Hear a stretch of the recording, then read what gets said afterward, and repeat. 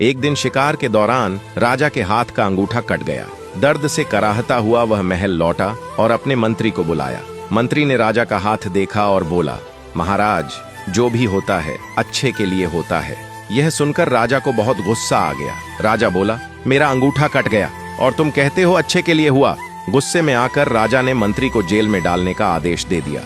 कुछ दिनों बाद राजा फिर शिकार पर जंगल गया। वहां कुछ जंगली आदिवासियों ने राजा को पकड़ लिया और राजा की बलि देने के लिए ले जाने लगे। लेकिन तभी आदिवासियों की नजर राजा के कटे अंगूठे पर पड़ी और वे राजा को छोड़ देते हैं, क्योंकि उनकी परंपरा में खंडित शरीर की बलि नहीं दी जाती। राजा की जान बच गई। राजा को तुरंत समझ आ गया कि अगर उसका अंगूठा न कटा होता तो उसकी बलि दे दी जाती। राजा तुरंत जेल गया और सीधे मंत्री के चरणों में गिर गया। उसने कहा, तुम सही थे, जो होता है अच्छे के लिए होता है।